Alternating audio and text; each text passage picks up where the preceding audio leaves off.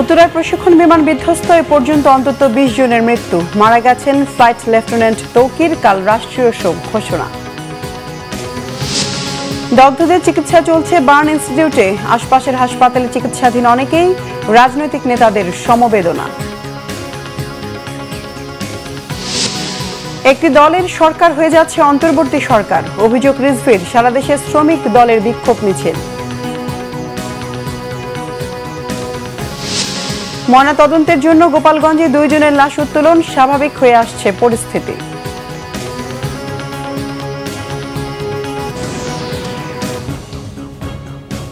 দেখছিলেন crown cement সংবাদ শিরোনাম, এবার বিস্তারিত সংবাদ। রাজধানীর উত্তরার দিয়াবাড়ি এলাকায় বাংলাদেশ বিমান বাহিনীর একটি F-7 BGI প্রশিক্ষণ বিমান বিধ্বস্ত হয়েছে। এই ঘটনায় এখনো পর্যন্ত অন্তত ২০ জনের মৃত্যুর খবর নিশ্চিত করেছে ফায়ার সার্ভিস।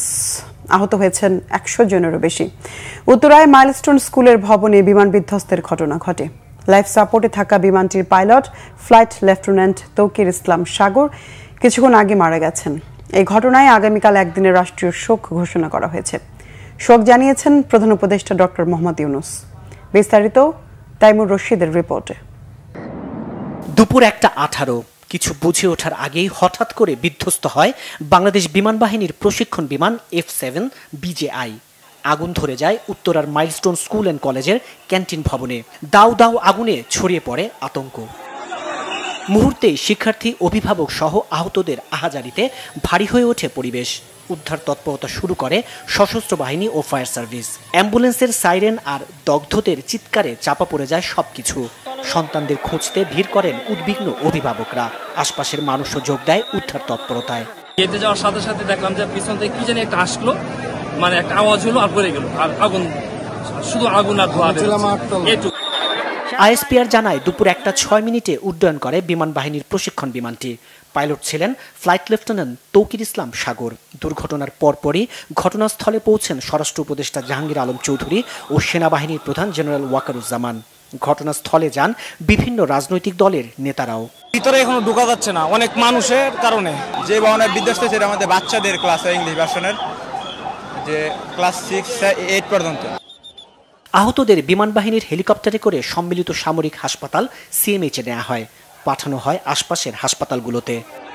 এদিকে বিকেলে ফায়ার সার্ভিস ও সিভিল ডিফেন্সের পক্ষ থেকে ব্রিফিংয়ে জানানো হয় যে ভবনটিতে বিমান বিধ্বস্ত হয়েছে সেই ভবনের প্রথম তলায় তৃতীয় ও চতুর্থ শ্রেণী এবং দ্বিতীয় তলায় দ্বিতীয় ও পঞ্চম শ্রেণীর ক্লাস হতো। ক্র্যাশ ল্যান্ডিং যখন হয় তখন স্কুল ছুটি হয়ে গিয়েছিল এবং ওই সময় যে জায়গায় টিচার্স রুমের সাথে যে ল্যান্ডিংটা হয় আঘাত করে ওই জায়গায় বাচ্চা কাচ্চারা জড়ো হয়েছিল এবং তাদের সাথে হয়তো কিছু অভিভাবকও ছিল। আমাদের উদ্ধার কাজ চলমান আছে এবং আশা করছি এটা খুব শীঘ্রই শেষ হয়ে যাবে, ফলে আমরা টোটাল ক্ষয়ক্ষতির ফিগারটা আপনাদেরকে বলতে পারবো। বিমান বিধ্বস্তের ঘটনায় মঙ্গলবার একদিনের রাষ্ট্রীয় শোক ঘোষণা করা হয়েছে। তাইমুর রশিদ, বাংলা ভিশন, ঢাকা। দর্শক, এই মুহূর্তে উত্তরার বিমান দুর্ঘটনার ঘটনাস্থলে আছেন আমাদের সিনিয়র রিপোর্টার ওবায়দুল্লাহ মামুন। আমরা এখন সরাসরি কথা বলবো তার সাথে। মামুন, বিমান দুর্ঘটনায় পর্যন্ত কতজন হতাহত হয়েছেন, কি জানতে পেরেছেন? সবশেষ তথ্য আমাদেরকে জানাবেন। ঘণ্টাখানেক আগে ফায়ার সার্ভিসের পক্ষ থেকে গণমাধ্যমকে ব্রিফ করা হয়েছিল। সেই ব্রিফে যে বিষয়টি তারা বলেছেন যে আজকে রাজধানীর উত্তরা মাইলস্টোন কলেজে যে বিমান বিধ্বস্ত হয়েছে সেই বিমান বিধ্বস্তে এখনো পর্যন্ত ১৯ জন নিহত হয়েছেন এবং ৫০ জন আহতের তথ্যটি কিন্তু আমাদেরকে জানিয়েছিলেন। এবং এরপরে যেটি বলবো যে এই উদ্ধার তৎপরতা কিন্তু ফায়ার সার্ভিসের পাশাপাশি বাংলাদেশ সেনাবাহিনী, বাংলাদেশ পুলিশ, আনসার সহ সরকারের সমস্ত গুরুত্বপূর্ণ যে সংশ্লিষ্ট সংস্থাগুলি রয়েছে সেই সংশ্লিষ্ট সংস্থাগুলি কিন্তু এই উদ্ধার তৎপরতা অংশ নিয়ে। দুঃখিত দর্শক, যান্ত্রিক ত্রুটির কারণে আমরা ওবায়দুল্লাহ মামুনের সাথে সংযোগটি আর এই মুহূর্তে রাখতে পারছি না। রাজধানীর উত্তরার দিয়াবাড়িতে মাইলস্টোন কলেজ প্রাঙ্গণে একটি প্রশিক্ষণ বিমান বিধ্বস্ত হয়ে শতাধিক আহত হয়েছেন। এখনো পর্যন্ত জাতীয় বার্ন ইনস্টিটিউটে আনা হয়েছে অর্ধশতকেরও বেশি জনকে। অনেককেই নেওয়া হয়েছে ঢাকা মেডিকেল কলেজ হাসপাতালে। অগ্নিদগ্ধদের অধিকাংশের শরীর ৮০ থেকে ৯০% পুড়ে গেছে। উদ্ধার অভিযানে কাজ করছে ফায়ার সার্ভিস ও সশস্ত্র বাহিনী। দুপুরের দিকে বাংলাদেশ বিমান বাহিনীর F-7 BGI প্রশিক্ষণ বিমান উত্তরায় বিধ্বস্ত হয়। এরপর ঘটনাস্থল থেকে দগ্ধ শরীর নিয়ে দৌড়ে বের হতে দেখা যায় অনেককেই। সেনাবাহিনীর গাড়িতে করে অনেককেই উদ্ধার করে নিয়ে যাওয়া হয়। স্থানীয় বিভিন্ন হাসপাতালেও ভর্তি করা হয়েছে অনেককে। আমার ছেলে ক্লাস 4-এ পড়ে। আমার ছেলের সকালে 5:30টায় স্কুলে দিয়ে গেছি, আমি নিজে এসে দিয়ে গেছি। আল্লাহ তুমি দয়া করো, আমার বুকে আমার সন্তানকে ফিরাইয়া দেও। এটা বড় ধরনের দুর্ঘটনা, বড় ধরনের ঘটনা, যেটাকে আমরা চেষ্টা করছি আমাদের সর্বোচ্চ সামর্থ্য দিয়ে, সব বিশেষজ্ঞরা চেষ্টা করছে এবং ঢাকা মেডিকেল কলেজও আসলে এর পাশে আছে। এরপর থেকে ঢাকা মেডিকেল জয়েন করবে। এখন পর্যন্ত আমাদের 60 জন যেটা ভর্তি করা হয়েছে, আরও 10-15 জনের ক্যাপাসিটি এখানে নেওয়ার মতো হবে। এরপর ঢাকা মেডিকেল প্রস্তুত আছে পুরোটা। উত্তরার দিয়াবাড়িতে বিমান বিধ্বস্তের ঘটনায় শোক জানিয়ে স্থগিত করা হয়েছে ঐক্যমত্য কমিশনের আজকের বৈঠক।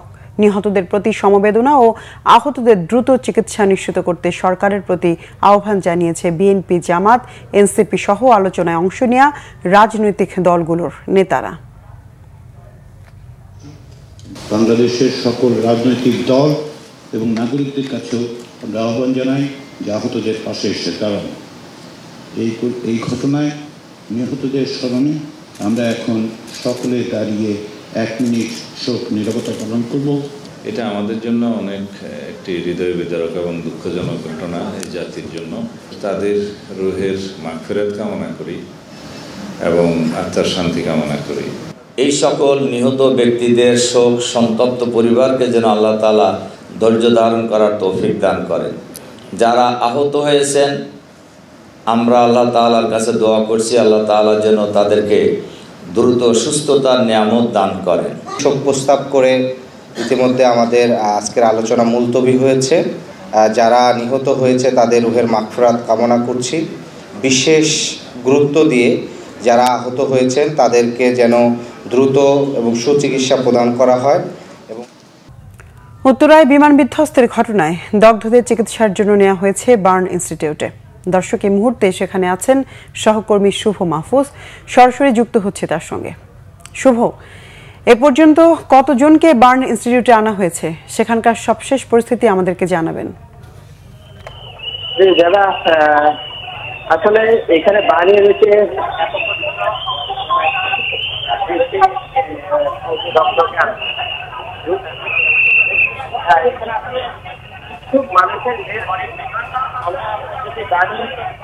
অবস্থাটা দেখায় এই জরুরি বিভাগের সামনে। এখানে স্বজনরা রয়েছেন বিভিন্ন স্বেচ্ছাসেবী সংগঠনের এবং রাজনৈতিক দলের নেতা কর্মীরা। মূলত এই বাণীতে যাতে যে কোনো রুগীকে বা ওখানে দগ্ধদেরকে যাতে এখানে সুন্দর করে নিয়ে আসা যায়, এখানে সব ধরনের নিরাপত্তা নিশ্চিত করার চেষ্টা করা হচ্ছে। এরপরও এখানে উৎসুক জনতা আসলে বেশি, গণমাধ্যম কর্মী, আইন শৃঙ্খলা রক্ষাকারী বাহিনীর সদস্য সহ আনসার সদস্য সহ অনেকটাই ভিড় হয়ে গেছে এবং এই ভিড়টাকে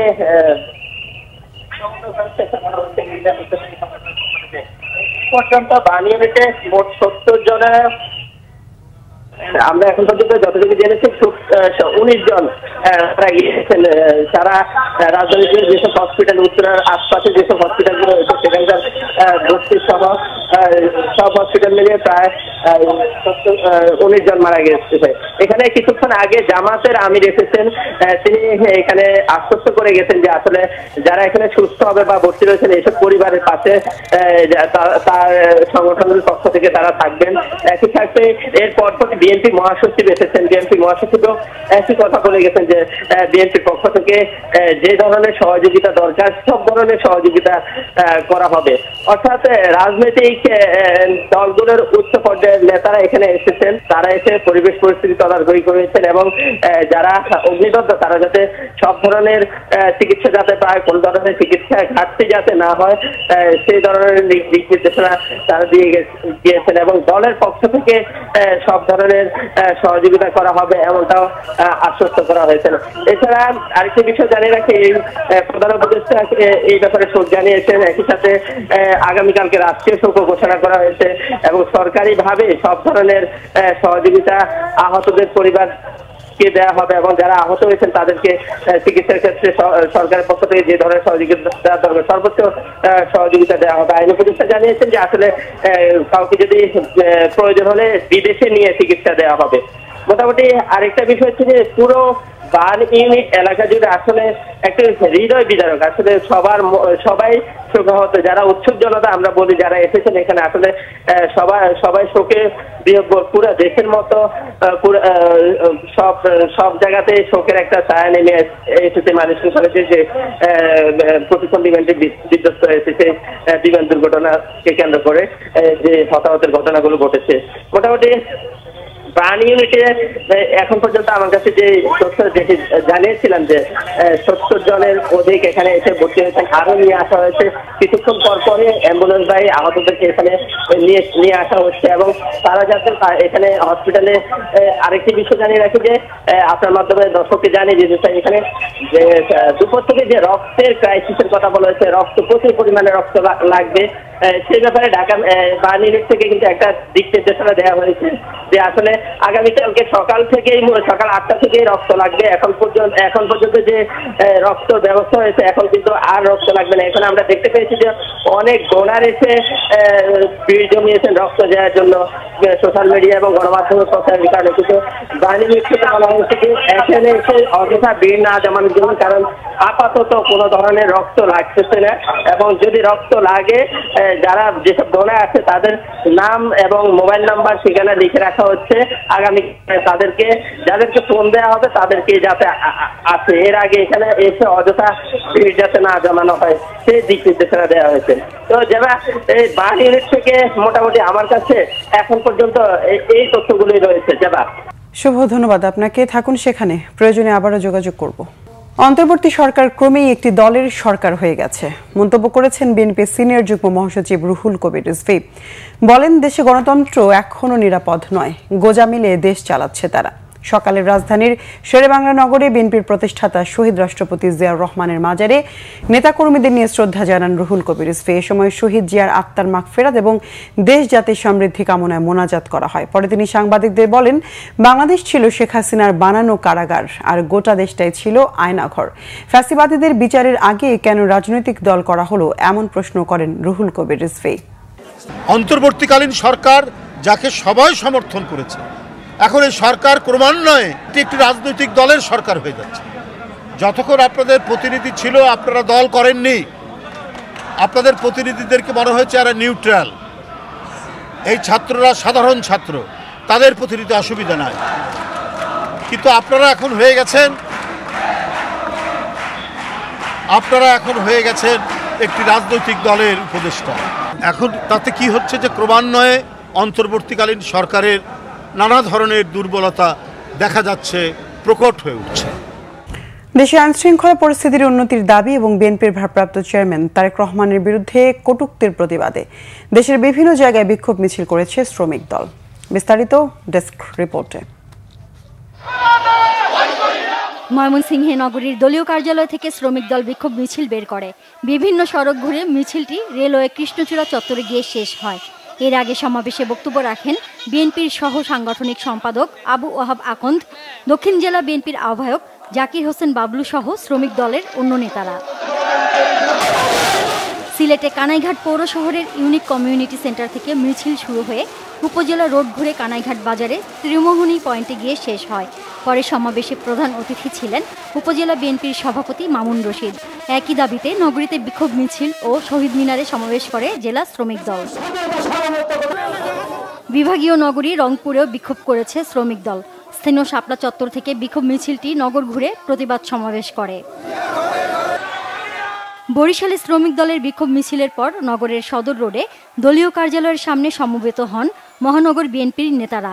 সভাপতিত্ব করেন মহানগর শ্রমিক দলের আহ্বায়ক ফয়েজ আহমেদ ফয়েজ। টাঙ্গাইলে বিক্ষোভ মিছিল ও সমাবেশ করেছে শ্রমিক দল। বিভিন্ন উপজেলা থেকে খণ্ড খণ্ড মিছিল নিয়ে নিরালা মোড় শহীদ মিনারে সমবেত হয়। পরে হয় সমাবেশ। ভারপ্রাপ্ত সভাপতি আবু সাইদের সভাপতিত্বে বক্তব্য রাখেন জেলা বিএনপির সাধারণ সম্পাদক অ্যাডভোকেট ফরাদ ইকবাল সহ অন্যরা। বিক্ষোভ সমাবেশ হয়েছে কুড়িগ্রামেও। মিছিলটি শহরের প্রধান সড়ক ঘুরে ঈদগাহ ময়দানের সামনে হয় সমাবেশ। শ্রমিক নেতা মতিয়ার রহমানের সভাপতিত্বে বক্তব্য রাখেন জেলা বিএনপির সিনিয়র যুগ্ম আহ্বায়ক অধ্যাপক শফিকুল ইসলাম বেবু, যুগ্ম আহ্বায়ক অধ্যাপক হাসিবুর রহমান হাসিব। মানিকগঞ্জ সরকারি উচ্চ বিদ্যালয় মাঠের সামনে থেকে জেলা শ্রমিক দল সভাপতি আব্দুল কাদের ও সাধারণ সম্পাদক আব্দুর রাজ্জাক লিটনের নেতৃত্বে বিক্ষোভ মিছিল করেছে শ্রমিক দলের নেতাকর্মীরা। জামালপুরে স্থানীয় বাইপাস মোড় থেকে বিক্ষোভ মিছিলটি বের হয়ে শহর ঘুরে জেলা বিএনপির কার্যালয়ে গিয়ে শেষ হয়। পরে বিক্ষোভ সমাবেশে বক্তব্য রাখেন দলের জাতীয় নির্বাহী কমিটির সহ সাংগঠনিক সম্পাদক অ্যাডভোকেট ওয়ারিস আলী মামুন, জেলা বিএনপির যুগ্ম সাধারণ সম্পাদক খন্দকার আহসানুজ্জামান রুমেল। ফরিদপুরে মানববন্ধন করেছে জাতীয়তাবাদী সামাজিক সংস্থা জাসাস। স্থানীয় প্রেস ক্লাবের সামনে দলটির আহ্বায়ক অ্যাডভোকেট সৈয়দ রাশেদুল আলম তুহিনের সভাপতিত্বে বক্তব্য রাখেন জেলা যুবদল সভাপতি রাজীব হোসেন সহ অনেকে। Naznin Akter, Bangla vision, news desk. Gopalganj NCP পদযাত্রা ঘিরে দফায় দফায় সংঘর্ষে নিহত 2 জনের লাশ উত্তোলন করা হয়েছে। গোপালগঞ্জের চিফ জুডিশিয়াল ম্যাজিস্ট্রেট আদালতের নির্দেশে নির্বাহী ম্যাজিস্ট্রেট রন্টি পোদ্দার ও রাসেল মুন্সির উপস্থিতিতে দুপুরে গোপালগঞ্জ পৌর কবরস্থান থেকে রমজান কাজী ও ইমন তালুকদারের লাশ তোলা হয়। সুরতাহাল রিপোর্টের পর লাশ দুটি ময়নাতদন্তের জন্য গোপালগঞ্জ 250 শয্যা জেনারেল হাসপাতাল মর্গে পাঠানো হয়। লাশ দুটি উত্তোলন করে তদন্ত করতে গোপালগঞ্জ সদর থানা পুলিশের পক্ষ থেকে রবিবার গোপালগঞ্জ চিফ জুডিশিয়াল ম্যাজিস্ট্রেট কোর্টে আবেদন করা হলে আদালত তা মঞ্জুর করেন।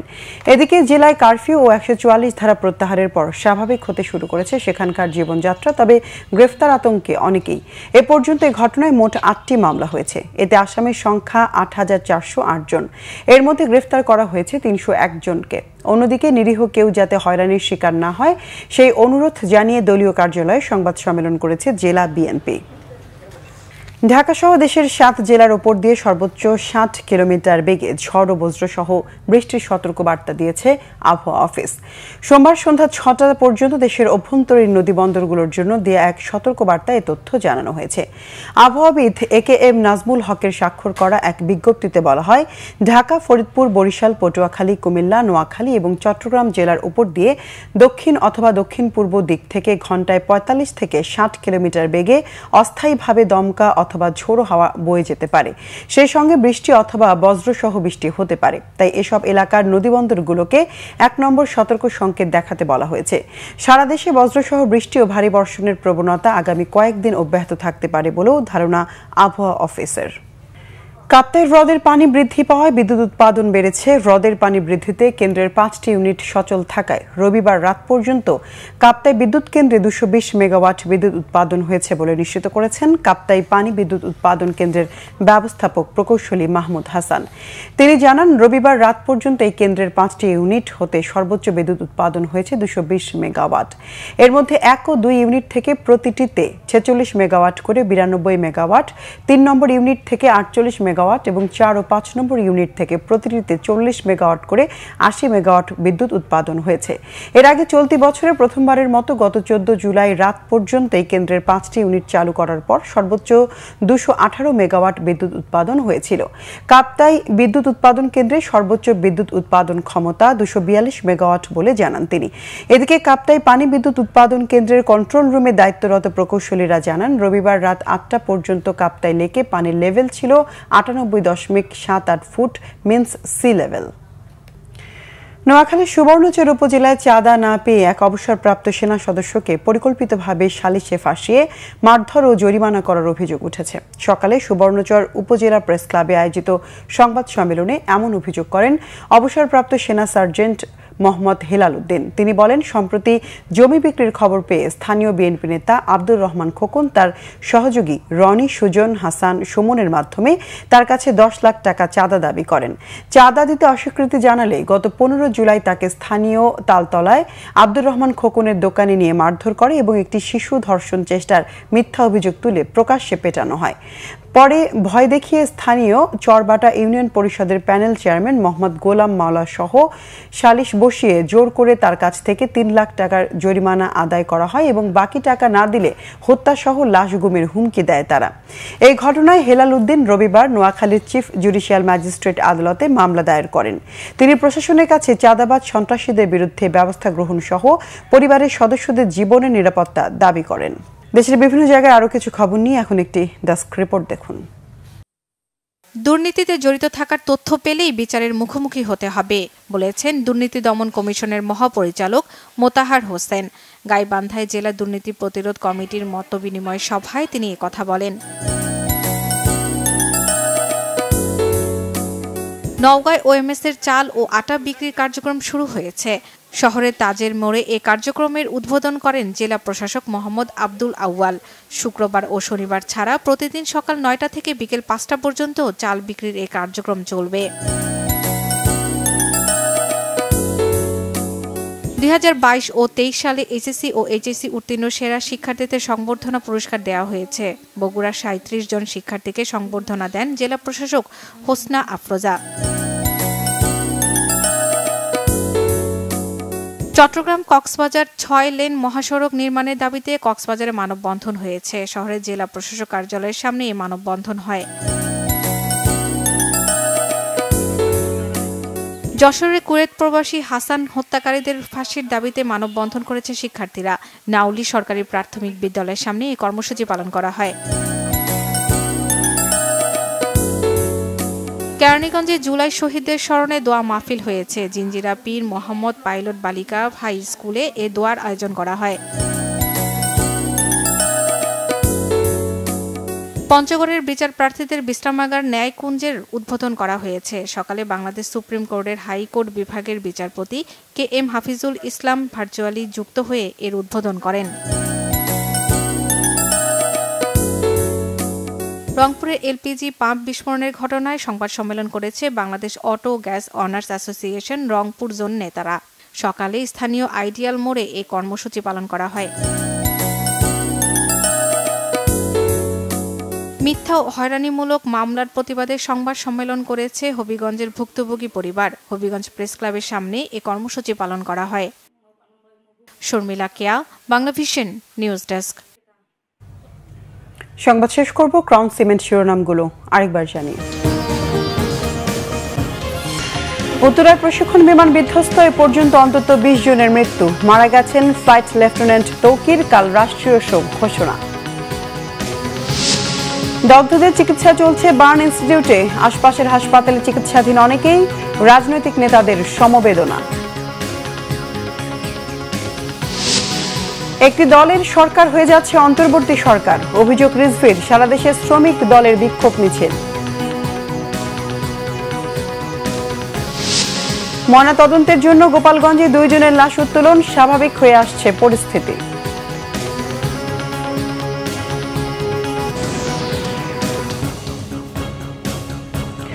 দর্শক, এ ছিল এখনকার মতো। পরের সংবাদ সন্ধ্যা 7:30টায় দেখার আমন্ত্রণ রইল। এছাড়া বাংলাভিশন সংবাদ ও সংবাদ সংশ্লিষ্ট অনুষ্ঠান দেখতে ভিজিট করুন www.bvnews24.com ও facebook.com/banglavisionnews এবং সাবস্ক্রাইব করুন youtube.com/banglavisionnews। এতক্ষণ সঙ্গে থাকায় ধন্যবাদ সবাইকে।